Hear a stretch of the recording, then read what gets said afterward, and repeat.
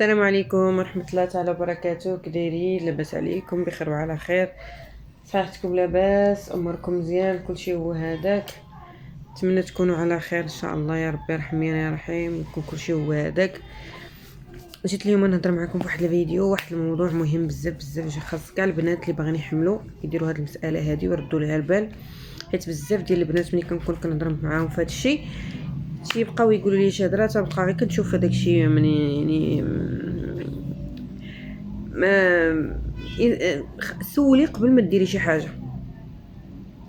وانا راه تنجاوب على خصوصا في الانستغرام، ما تيجيني سهل تيطلعوا ليا بلي راه كاين ميساج، تنجاوب لاقصى درجه، يعني واخا نتعطل عليك واحد الساعه ولا ساعتين، ولكن كمان في الليل تنبقى سهرانه تنجاوب اغلبيه ديال الناس. اللي كاين هو ان اغلبيه ديال هاد البنات اللي دخلوا عندي وبغيت نهضر على هذا الموضوع تتقول لي انا عندي تكيس المبيض وكناخذ وصفات اللي كيذوبوا تكيس المبيض، وفي نفس الوقت كتاخذ وصفات اللي تيكبروا البويضه باش تحمل في نفس الشهر. يعني من جهه تاخذ وصفات باش تذوب التكيس وتذوب المشكل ديال الاكياس اللي عندها في المبيض ديالها، وفي نفس الوقت كتاخذ وصفات باش تكبر البويضه باش بغات تحمل. هادشي كامل تديرو في فتره وحده، في وقت واحد، في شهر واحد، في بيريود وحده. هادشي لاباس، هادشي بخير، هادشي كلشي هو هذاك. تليفون الا خدمتي فيه جوج ديال لي سيستيم غادي تبلوكالك، غادي تبلونطالك. بس الا خدمتي فيه جوج ديال لي سيستيم غادي تبلوكالك. وانتي باغا تخدمي الجسم ديالك، باغا تخدمي سيستيم اللي حارب لك تكيس المبيض ويذوب لك الاكياس اللي على المبيض ديالك، او الاكياس اللي في الرحم، او شوفي انت شنو باغا تذوبي، ومن الجهه الاخرى جايبه ليه وصفات اللي باغا تكبري بهم البويضه وتوجدي الرحم ديالك يتلقى جنين. دابا غير قولي لي انت منك لراسك، انا مني قلتها لك دابا كيفاش فكرتي فيها، كيفاش بانت ليك؟ دابا انا مني قلتها لك وشرحتها لك بهذه الطريقه بحال هكا، قولي لي كيفاش طاحت لك، كيفاش حسيتي بها دابا، كيفاش حسيتي بها؟ ماشي هاتيك ياه، ورا ماشي هاتيك.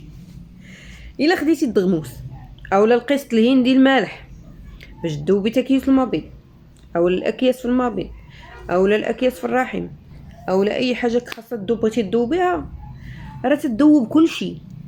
يعني اي كيس، يعني خصوصا الدغموس، راه بعض الوصفات وبعض الناس كانوا خداوه حتى قبل الاكياس اللي كاينين في الثدي وذوبهم لهم. هذيك الكيوس اللي كيكونوا في الثدي ماشي الخايبين، دوك الحميدين العاديين. كاين اللي داروه لهم هذاك اللي عندهم الكيس ديال الماء كيكون في الكبده، تبعوه واحد المده ديال 40 يوم وذوبوا لهم.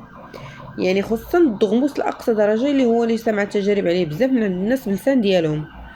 فكيفاش نتيا غادي تاخدي الدغموس او القسط الهندي المالح باش تذوبي دوك الاكياس او تكيوس المبيض، وفي نفس الوقت كتنوضي كتاخدي وصفات ديال الحبرشاد او السانوج او القرنفل او الاناناس او اي وصفه طبيعيه كيف ما بغات تكون بالاعشاب جميعها باش تكبري البويضه باش تحملي في نفس الشهر.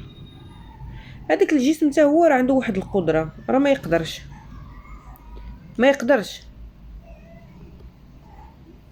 واش فهمتي كيفاش ما يقدرش انه يتحمل انك ديري بيه هكا وديري بيه هكا، ما يمكنش.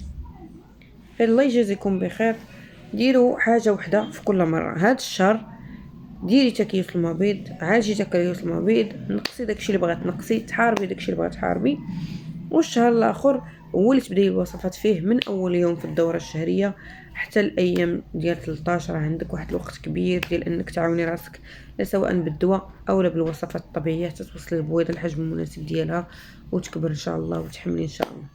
ما تبقاوش تخلطوا الوصفات. الله يجازيكم بخير، راه شي نهار داك الجسم عندكم غادي يهزكم يلعكم من البرا، يقول لك دابا شدي معايا الطريق، واش بغيتي تعيدي ولا بغيتي تكبري؟ شدي معايا الطريق راك دوختيني. الله يسهل عليكم ويرزقكم الذريه الصالحه يا ربي اللي كتمناو يا ربي الرحمن الرحيم. عيانه من ديك دقه، ولكن مع الدريه بقات وحده بعدا الاخر راه بغيت نقجا، بغيت نخرج لها من التليفون نقجا، قلت والله ما معكش خارجه مع الدراري وداكشي، قلت والله ما نبدل حوايجي ونتكا تنهضر